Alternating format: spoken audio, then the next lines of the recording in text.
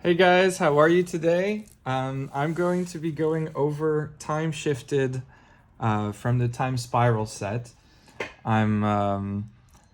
This is the very first set that I ever collected in foil, so I'm very happy to go over it with you. It's been a little while for me. I also, as I went over my non-foil binder, I realized that I completed this set a long time ago and I made a lot of mistakes.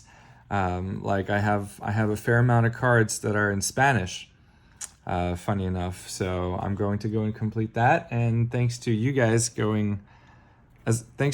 I'm seeing all the mistakes I'm making and I get to go over them. So the top 5 most expensive cards. The most expensive card this set is Lord of Atlantis, sorry, at $16. Darkness at 11. Undead War Chief at 11 as well. Essence Sliver and Dan, which are both at $8 currently. Most of the cards in this set are very cheap, to be honest, in non-foil. You can complete it if you shop around, probably under like $120. The foil version, when I was going for it, was actually very affordable. I love this Acroma. She's currently at around like $40. I really loved, I really enjoyed this set. I remember opening it because it was, you would get one of these cards in every pack for Time Spiral. It was a very cool set. Essence Sliver right there. It's tiny. It's 121 cards. Everything is still fairly cheap. The most expensive card I used to be Gemstone Cavern, but it's changed now. I think that a lot of you may know why it's changed. It's Dan, and it's because of the video that was made by Ristic Studies, where he talked about the format called Dan. So Dan in foil is the only version you can find in foil, and currently it's at around $100. The Lord of Atlantis is one of the most expensive cards as well. It's currently around $65. It's beautiful. The reason why this is the first set that I went for in foil is really because it was so small and affordable at the time, at least. I think I got the whole thing probably under $300, and it still took me, I think, a couple months to get there. But yeah, it's the very first, so it brings a lot of memories to me. All of these cards are, I think, old modern cards that were being reprinted, like Flying Men from Arabian Nights, in that same iconic art. Miss from Ultimus is from Legions, I believe. Prodigal Sorcerer and Pirate Ship, which are like alpha beta cards. Really fun, special, short little set. We won't be too long today. Void Mage Prodigy, I believe it's the first time that we see this art. Oh, and I have a DC. I didn't even know there was a DCI version of it. Look at that. Yeah, I'm definitely learning stuff. Christopher Moeller again. I mentioned him in another video, and I looked through his art, and it's really nice to see. Avatar of Woe from Prophecy. Who remembers this? Who remembers this guy? Come on. Arcade Post. Avatar of Woe and Bad Moon. Bad Moon is just stunning. I really enjoy these. Going over them is wonderful, and I really have you guys to thank for it. Darkness is another one of the most expensive cards in the set. This one seems to be a little bit warped. I do protect my cards as best I can, but sometimes it just happens. I mean, they're pretty well protected. They are not in the sunlight. They're hidden in a nice library. There's pages before and after. So, I mean, I do what I can, but sometimes age just does a bit of its thing. Darkness is around $45, so not negligible. We have, oh, there's the Undead War Chief. I really wonder, there wasn't much story here. I know the story for Time Spiral, but I don't know if there was a story for Timeshifted. If I'm wrong, I would love someone to correct me in the comments if you know it. I just love that it was entirely a reprint set, and you would see cards that, you know, oh, there we go. This is Aaron the Relentless in English foil and in French foil. Aaron l'Implacable. The way I go about it, because I'm in the States, it's easier to go for complete sets. You can just go on, you know, TCG Player, filter from cheapest to most expensive, or go by color, however you want to start. And that's how I started very often. I also love to go to Frankensons, which is in California, Southern California, and easily accessible to me at least.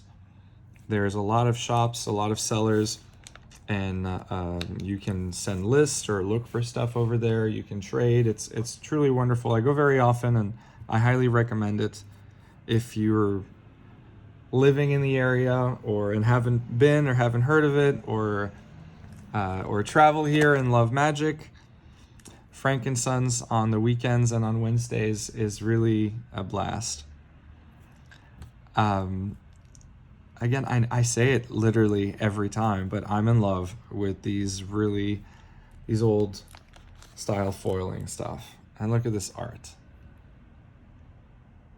It's so weird and iconic to me. I know nothing about Avoid Fate. Don't ask me. Counter target instant or a spell that targets a permanent you control for 1 green. Yeah, it's all in the planar chaos realm to me, where you'd have different colors doing different things, like the white counter spell, Mana Tithe, and this seems to be similar in green.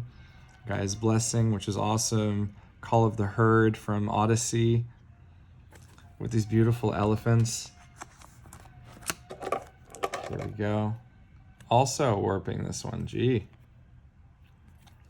Card condition's beautiful, but it's warping. I don't know how much that affects it, how much it affects its value. In terms of storing, Jalrel, also from Prophecy. First time we saw her was in Prophecy. Yeah, no, in terms of storing, I'm genuinely careful. I do the best I can. Every card you see here is perfect fitted inside a binder, inside the Ultra Pro 9 pockets, in a you know a binder that's a D-ring. Pretty well done normally. So I'm still always a little surprised when I see some of them having some bending.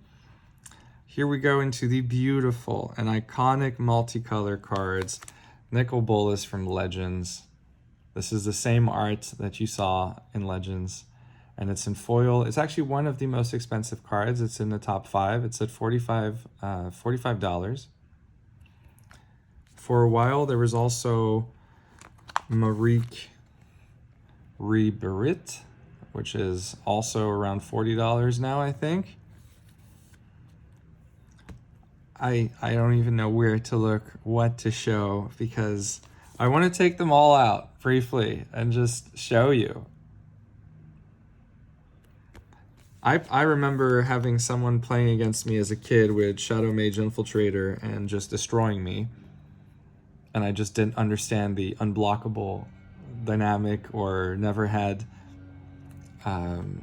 lightning bolts or much creature destruction. I just tried to have a big board, and I had a lot of fun that way. Who remembers Teferi's Moat, or Void, even Sulcanar from Legends again. Richard Kane Ferguson art. Yep, he came back to do some of these beautiful full arts that we saw in the Double Masters, I think. The Double Masters 2022. Quad Masters, or however they call it. There's our Mirari. Tormod's Crypt is one of the most expensive cards in the set. It's at $60, something like that. Iconic art by Christopher Rush. Rest in peace, dude. And our last and final page where we have the Desert from Arabian Nights and the Gemstone Mine. I'm going to take, and even Pendelhaven from Legions and Safe Haven from the Dark. Is Safe Haven from the Dark? Can someone correct me? I'm gonna, yeah, yep, let's go. Arabian Nights, beautiful desert, Gemstone Mine, which is the second most expensive foil, around $65, same as Lord of Atlantis. It's really, for me, it's seeing these old cards, this old art with the foiling that they had at the time. That's just really special to me. I'm going to go out on a limb and I'm going to say that Safe Haven was in the Dark, but I may be wrong. It just looks like that's where it belongs to me. And Pendelhaven is from Legends. Brian Walkwitz and Christopher Rush. And there we go. That was our full foil set for Timeshifted. Quick, painless today. I hope it was okay for everyone. The speed, I tried a different location, moving around to try and fight the glare, because with foiling it really kind of shines or is difficult to film. I tried going indoors, and it didn't really help having natural light, or sorry, the light from lamps. So I'm trying from here. Let me know if you see some kind of a difference and if it's better. And I'll see you on the next one tomorrow, guys. Have a great day.